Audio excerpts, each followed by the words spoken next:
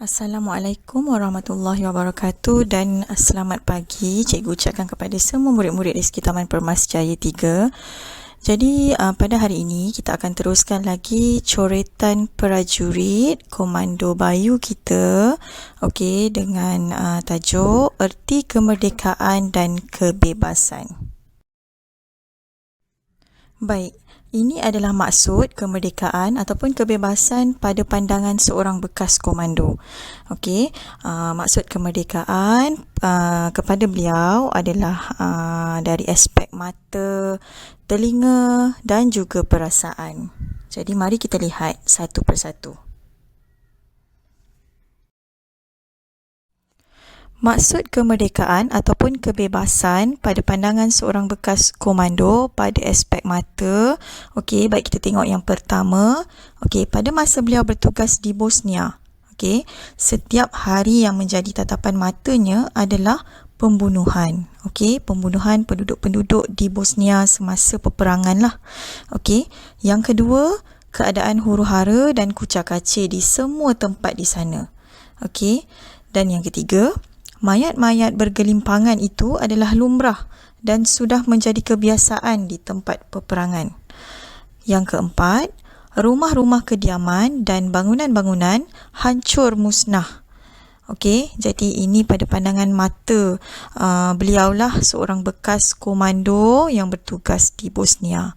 Okey, yang kelima, kampung-kampung hancur dan terbakar. Okey, jadi perkara-perkara ini menyebabkan dia rasa pada pandangan mata beliau tu, beliau rasa penyiksaan itu adalah sesuatu yang bukan kemerdekaan lah pada mata beliau. Okey.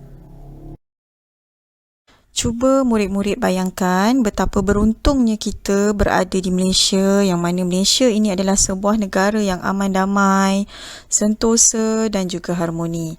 Okey, kita dapat melihat keamanan dalam Malaysia, keamanan dan keharmonian penduduk-penduduk di Malaysia. Penduduk di Malaysia berbilang kaum dan juga hidup harmoni antara satu sama lain. Okey, walaupun kita berbeza kaum, berbeza etnik, berbeza agama, berbeza pendapat, tapi kita tetap hidup dengan harmoni dalam sebuah negara yang negara Malaysia yang sangat kita cintai. Kita juga ada keluarga, ada sahabat dan juga ada saudara mara, yang mana kita tidak merasai kehilangan mereka dalam peperangan seperti yang dialami oleh Bosnia lah, di mana tempat Komando Bayu pernah bertugas. Maka nikmat Tuhanmu yang manakah yang kau dustakan? Okey, jadi kita seharusnya bersyukur kita duduk dan menetap di sebuah negara yang aman damai, tanpa peperangan dan pertumpahan darah. Pada pandangan Komando Bayu, okey, kemerdekaan ataupun kebebasan telinga, okey, juga merupakan satu kebebasan yang sangat perlu dihargai.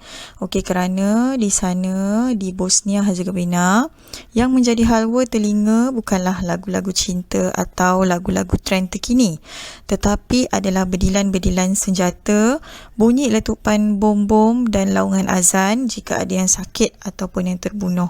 Jadi kita tidak mengalami apa yang masyarakat ataupun penduduk di sana alami. Cuba murid-murid bayangkan betapa beruntungnya kita berada di Malaysia. Okey, apa yang kita dengar setiap hari? Adakah kita mendengar bedilan bom-bom?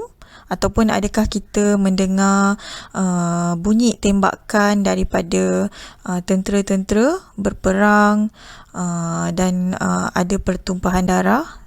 Tiada kan? Okey, jadi kita seharusnya berasa sangat bersyukur dan beruntung berada di Malaysia.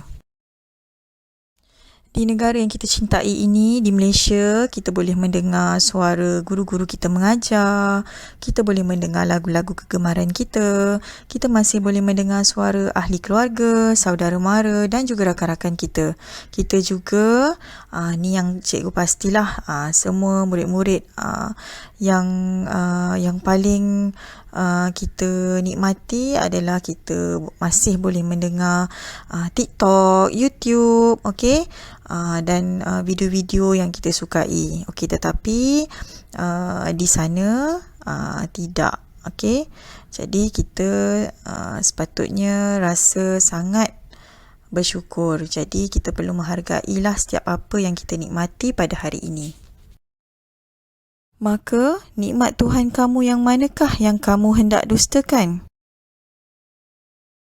Di Bosnia juga, okey, Komando Bayu dapat melihat keluarga-keluarga yang terpisah, okey, ada kematian, menjadi pelarian di negara sendiri, rakyat takut hendak keluar rumah. Okey, jadi Komando Bayu juga di sana beliau membantu Muslim Bosnia untuk menanam mayat-mayat yang bergelimpangan dan juga memindahkan mayat-mayat tentera Serbia untuk dibawa pulang ke negara asal mereka. Rutin harian mereka adalah berhadapan dengan mayat. Okey, rakyat di sana juga hidup dalam keadaan yang terkongkong dan tiada kebebasan. Cuba murid-murid bayangkan betapa beruntungnya kita berada di Malaysia, kan? Apa perasaan kita setiap hari? Adakah kita perasaan kita sama seperti perasaan anak-anak di sana? Di Malaysia, kita masih boleh bergembira dengan ahli keluarga, saudara mara dan juga rakan-rakan. Kita juga masih boleh bebas ke sana ke sini. Akan tetapi sekarang kita diingatkanlah kita berhadapan dengan pandemik COVID-19 di mana aktiviti kita terbatas, tetapi kita masih lagi perlu terus bersyukur dan menghargai apa yang kita dapat dan apa yang kita kecapi disebabkan oleh perjuangan prajurit-prajurit tanah air. Maka nikmat Tuhan kamu yang manakah yang kamu dustakan? Okey, jadi sampai di sini sahaja coretan prajurit Komando Bayu untuk hari ini.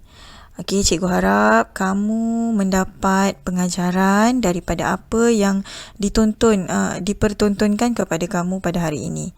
Okey, sekian. Terima kasih.